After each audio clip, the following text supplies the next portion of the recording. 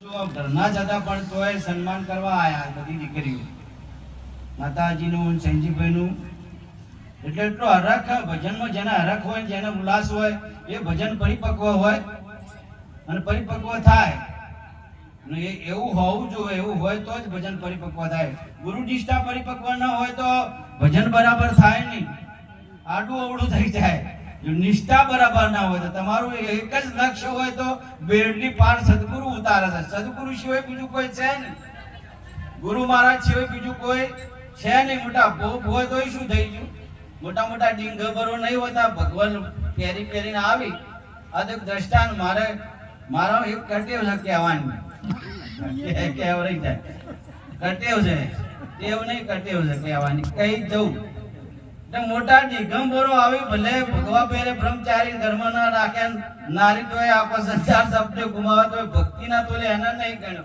કબીર સાહેબ બાપુ આવું બોલ્યા ઘણો લોભો કુંડળ્યો આ તો ટૂંકમાં વાત કરું ભક્તિમાં એ ગણાય નહીં ભજનમાં એ ગણાય જ નહીં ગુરુ નિષ્ઠા પરિપક્વ ના હોય તો કોઈ નહીં ગુરુ નિષ્ઠા ગુરુ મહારાજ નો ઓર્ડર એના કાર્ય થઈ જવું જોઈએ તો જ તમારું ગુરુ નિષ્ઠા કહેવાય 12 મહિને ભજન રાખવું સદગુરુ ચરણે જાવું 12 મહિને ગુરુ મહારાજના ઘરે જાવું આ પરંપરા છે ભક્તિ વિવેકની જો વિવેક ના હોય તો ભક્તિ બરાબર ના ગણાય વિવેક હોવો જ જોઈએ વિવેકથી જ ભક્તિ શોભે છે એના સિવાય ભક્તિ શોભતી જે ભજન કરો તમને સદગુરુનું જ્ઞાન મળ્યું છે એટલે પછી કદાચ ઘણાને વિલ પાવર આવી જાય વિવેક કરતા આગળ દોડતા હોય ઘણા લોકો એવું થતું હોય પણ એવું થાવું ના જોઈએ ભક્તિ વિવેકની છે વિવેક ના આવે તો બરાબર નહીં સદગુરુ આપણે શું સમજાવ્યું છે કેવી રીતે જ્ઞાનમાં રહેવું આ ગુરુ નિષ્ઠા છે એટલે આ પરિવારને ધન્યવાદ હર સાલ આવો મહિમા રાખે છે બાપુ શ્રી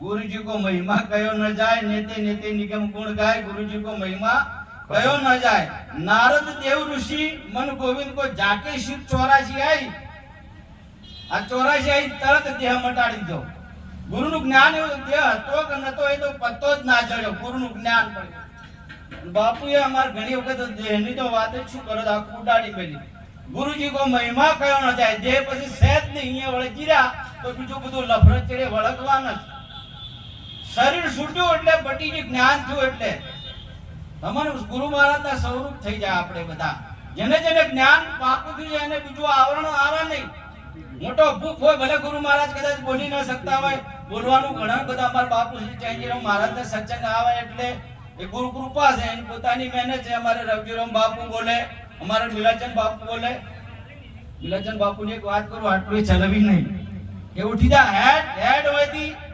ગુરુ નિષ્ઠા પરિપક્વ હોય છે ને આવો કડક હોય તાણ તમારું જીવન પરિવર્તન થાય અને જો આ ગુરુની વાત માની જાય ને આવો કોઈ પુરુષ ઠપકા સંત શિલ્પી કારીગર છે તો અકડે શેના માટે મારે છે મૂર્તિ બનાવવા માટે તમારું જીવન પરિવર્તન કરવા માટે તાણા તો મૂર્તિ બને છે અને એ વાત ના માનો તમે જેમ કરતા એમ કરે તો બરાબર નહીં આ જીવન આ ગુરુ નિષ્ઠા કહેવાય નહીં ગુરુ નિષ્ઠા ભલે મોટા ભૂપ આઈ જતા રહેતા હોય અહીંયા બેઠા હોય તો શું ગુરુ મહારાજ ને પહેલા જે ગુરુ મહારાજ કરવા એની આરતી ઉતારવી ફૂલ હાર અહીંયા કરવા જેમ છે એમ ગુરુ નિષ્ઠા એને કહેવાય જો બીજા વળગી જાય તો મેળ નહીં આવે અરે આવું હોવું ના જોઈએ ગુરુ નિષ્ઠા હોય તો તમારું જીવન ધન છે અને પરિપક્વ છે ને કે નહીં ગુરુ બ્રહ્મા ગુરુ વિષ્ણુ ગુરુ દેવો મહેશ્વર આ બાપુએ કીધું ચૈનજીરામ મહારાજે આ બધું ગુરુની પદમાં બ્રહ્મા છે ને વિષ્ણુ છે ને ગુરુ દેવો મહેશ્વર વાણીમાં કીધું પ્રથમ નમો ગુરુ દેવા રે સંતોભાઈ પ્રથમ નમો ગુરુ દેવા પછી બીજાની વાત જ શું રહી પ્રથમ એને જ નમવાની વાત છે પ્રથમ નમો ગુરુ દેવા રે સંતોભાઈ પ્રથમ નમો ગુરુ દેવા એના સિવાય બીજી વાત નહીં જો ગુરુ મહારાજ ને નમે એટલે આખું ભૂપ આવ્યું ગુરુ ઘેર આવ્યા એટલે આખું જગત આવ્યું ગુરુને ઘેર તેડો અને ગુરુનો મહિમા કરો તો જ મેળ આવશે એટલે કે અમારે ઘણા વક્તા પુરુષ સારા હોય એક પરંપરા છે કદાચ કોઈને વાયકાલનું સારા વક્તા અમારા બાપુ ચૈનજીરામ જેવા વક્તા હોય એટલે ગમે ત્યાંથી ફોન ખોળી લાવીને વાયકાલી કે મહારાજ સારું બોલે આજે એક દ્રષ્ટાંત કહું છું સમજવાની વાત કરું છું જેને જેને વાયક મળ્યું હોય એને ફરજમાં આવે છે કે ગુરુ મહારાજ આપવાના છે પહેલા પ્રશ્ન થાવ જો ગરદણીને ગુરુ મહારાજ આપવાના છે કે આપવાના છે અને એના લીધે આ મહેમત તો બરાબર છે ગુરુ ચોય પડ્યા હોય મહાપુરુષ આવીને સત્સંગ કરે તો આ બરાબર નહીં ગમે એટલા મોટા ભૂપ હોય ભગવા ભેગધારી હોય તો શું થઈ ગયું પહેલા પૂછવું પડે ગુરુ મહારાજ આવવાના. ઘણી વાર મારે આદત છે હું પૂછવાની કે ગુરુ મહારાજ આવવાના છે. એના સિવાય મેળ જ આવે એવો નહીં, ગુરુ સિવાય. અને તો જ પરિપક્વ ભજન છે. ગુરુ સિવાય કોઈ મેળ આવે એવો આ રાત દિવસ સંતો શુક્ર ઉજાગરા કરે છે ગુરુ નિષ્ઠા રાખવા માટે. ગુરુ નિષ્ઠા હોય અને જે સદગુરુ ચણે જાય અને પરિપક્વ નિષ્ઠા હોવી જોઈએ. અને ના હોય તો કદાચ આપણું પરિવર્તન કરી અને ગુરુ નિષ્ઠા રાખવી. આ સદગુરુનો મહિમા છે, બીજો નહીં. આ જે મહિમા થાય કનો છે? સદગુરુ અખંડ છે, કાયમ છે, સદોદિત છે, કદી કોઈ જાય નહીં, આવે નહીં, કાયમ છે. એવું જ્ઞાન સદગુરુનું અખંડ છે. જ્ઞાનમાં કોઈ વધારો ઓછો થાય નહીં. કોઈ વક્તા મહાપુરુષ હોય તો એનું પરિપક્વ ભજન હોય ને એની પોતાની મહેનત હોય, સારું બોલી શકતા હોય છે અને આપણને પ્રિય લાગે. જ્ઞાનની વાત આવે એટલે ગમે એવાને પ્રિય લાગે.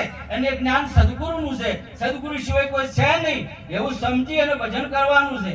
ને કે વિવેક ના આવે તો બરાબર નહીં. એટલે વિવેક રાખવો. કોઈ મહાપુરુષને આપણે સાથે લઈ ગયા હોય તો એને જે યથાશક્તિ પ્રમાણે ભેટ પૂજા કરવી કઈ હોય ચાલશે એવું ના કરતા. વિવેક છે, અધિકાર આપ્યો છે.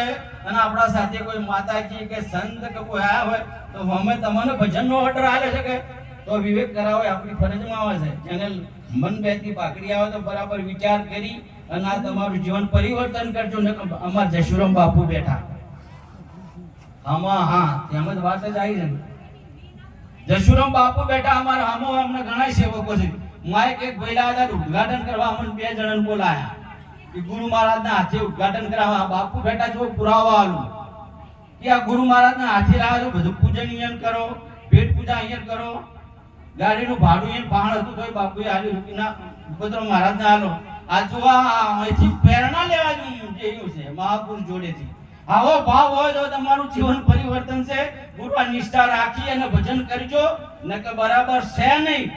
ગુરુ સિવાય બીજો કોઈ છે નહીં આ જગતમાં. વિશ્વ ગુરુ મારો ઈશ્વરથી અધિક છે એની વેદ પુરસ્કાર સોમદાસ મહારાજ આવું બોલ્યા છે. અને જેને જેને સદગુરુનું શરણું સ્વીકાર્યું છે એને ધન્યવાદ છે. નથી સ્વીકાર્યું એને કોઈ વાર કરવા જેવી નહીં. આવા તત્વવેતા મહાપુરુષો જોડે જઈ અને ગુરુ નિષ્ઠા રાખવી. ધન્યવાદ આ પરિવારને કે આવો મહિમા રાખે છે. જવામાં અમારા સેનજીભાઈ, ગીતાબેન, વર્ષાબેન બધી દીકરીઓ આવો ભાવ રાખે છે. એટલે અમને નમન કરી આ મહાપુરુષોના ચરણમાં મારી વંદન કરું. સદગુરુ મહારાજ